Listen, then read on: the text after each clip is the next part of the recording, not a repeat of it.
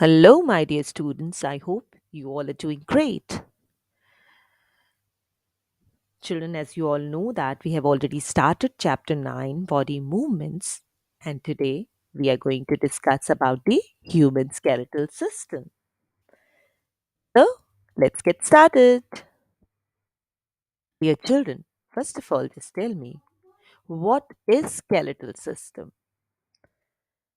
Yes, you're absolutely correct, children. The framework of bones that gives shape, support, and strength to the body is called skeletal system.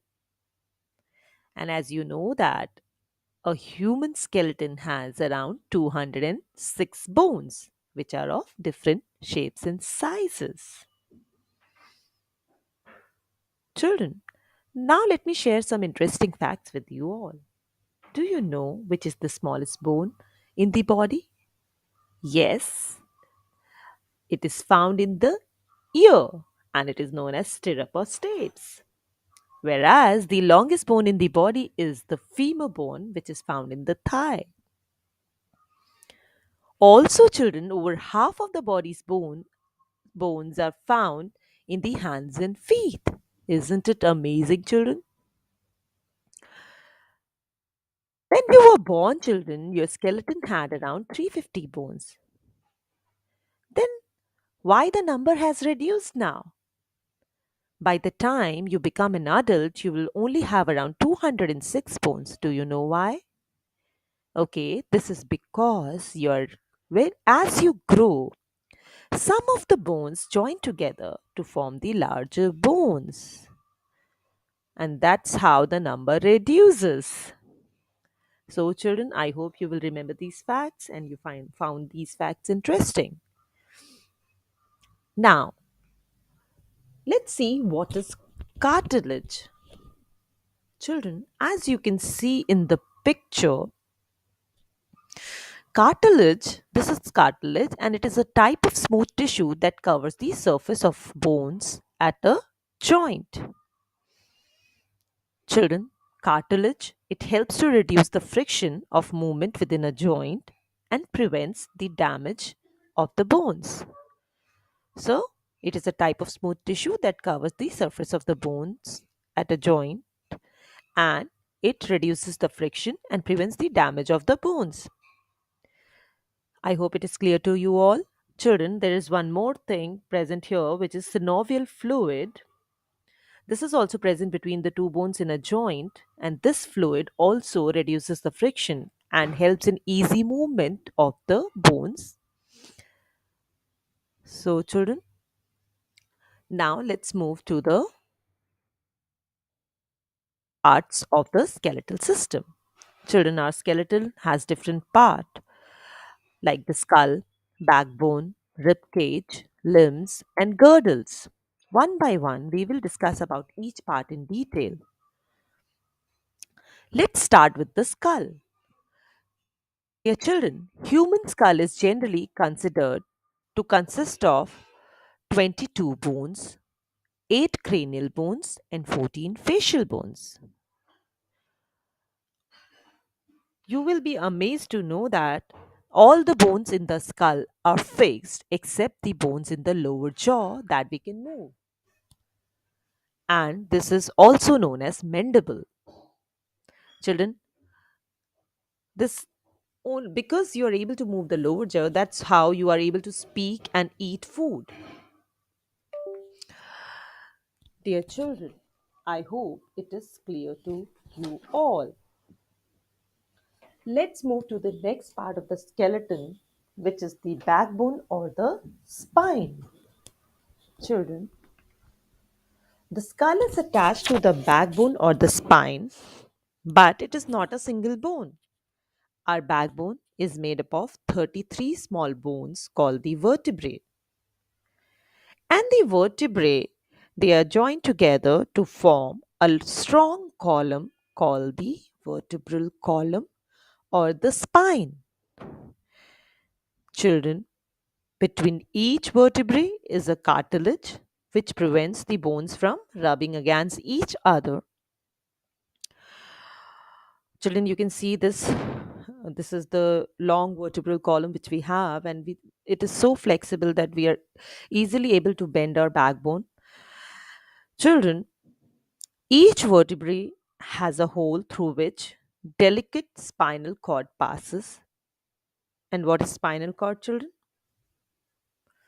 Children's spinal cord is a thick bundle of nerves which arises from the lower end of the brain and connects to all the body parts. And it transfers signals to all the body parts. And our vertebral column or the spine protects this delicate spinal cord. I hope, children, you understood all these points about this vertebral column and you will remember this. Now, let's move to the next part of the skeletal system, which is the rib cage. Children, what are ribs? Ribs are the thin, flat, and curved bones, and it protects our heart and lungs from knocks and bumps. Can you see this picture? This is the rib cage. Children, your rib cage is made up of 24 ribs, or we can say 12 pairs of ribs. Children, there is a long bone at the center of the chest called sternum, which holds the ribs at the front. This is the sternum, okay? And the ribs are also attached to the backbone, this part. That's how they form a cage like structure. But, children, the last two pairs of the ribs, this one, they are these last two pairs. They are free and joined only to the backbone but not to the sternum. Okay? That's why they are known as floating ribs. So, what are floating ribs, children? The last two pairs of the ribs, which are joined only to the backbone but not to the sternum, they are called as floating ribs. Now, let's move to the next part of the skeleton, which is the limbs. Children, you all know that we have two pairs of limbs, forelimbs, which are also known as arms, and hind limbs, which are also known as legs. Dear children, the bones of the arms, they are joined to the spine by shoulder girdle and the collarbone. You can easily feel your collarbone. If you try to touch your shoulder, you can feel the collarbone. Our upper arm has one long bone which is known as humerus. This is humerus, children. You can feel it. And the lower arm has two long bones which is known as radius and ulna. Can you see this, children? So the three long bones in the arms are humerus, radius, and ulna. I hope you'll remember this, children. Now, in the hind limb, children, the bones of the legs are joined to the joined to the spine by hip girdle. And again, the upper leg has one long bone, which is known as femur, which is the thigh bone. It is the longest bone of our body, as I've told you earlier. And the lower part of the leg has two long bones, which is known as fibula, and tibia. So fibula and tibia are there. So total three long bones in the legs: femur, tibia, and fibula. I hope you will remember this, children. Now, children, each foot has 26 bones: tarsals, metatarsals, and phalanges. And each hand has 27 bones: metacarpals, carpals, and phalanges. So, children, that's how the more than half of the bones are found in hands and foot. Now, let's come to the last part of the skeleton, which is the girdles. Sorry. Children, there are two types of girdles: shoulder girdle and a pair of hip girdles.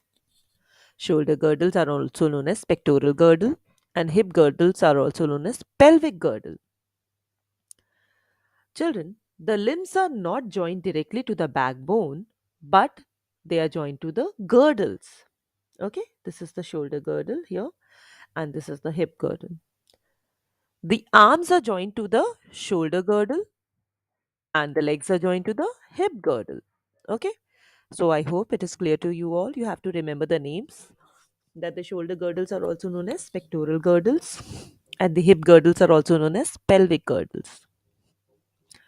Children, that's all about the parts of the skeleton. Now let's move to the functions of the skeletal system. Children, the most important function of the skeletal system is that it protects our vital organs such as the brain, the heart, and the lungs. You can see in the picture how the heart is protected by the rib cage. Another function, it gives us shape that we have. Without it, we would just have been a blob of blood and tissue on the floor. So, the shape which we have is because of the skeletal system only. Then, children, it allows us to move. Yes, movement is possible only because of the skeletal system, because our muscles are attached to our bones. And when our muscles move, they move the bones also. And that's how we are able to move. Children, our bones are filled with a soft substance called bone marrow, and this bone marrow helps in formation of red and white blood cells. So this is also a very important function, that our bones are filled with a soft substance called bone marrow. This is a picture of bone marrow, children, and this bone marrow helps in formation of red and white blood cells. So it is also a very very important part, children. Now I hope it is clear, everything was clear to you all. In case of any doubts, you can ask me in the class. Now, there are some questions in the next slide. You can answer them orally to test your own knowledge. Children, how many bones does an adult have? How many bones does a newborn baby have? Which is the longest bone in our body? Which is the shortest bone in our body? And what are the main parts of the skeletal system? That's all for the day, children. Thank you so much. Have a good day.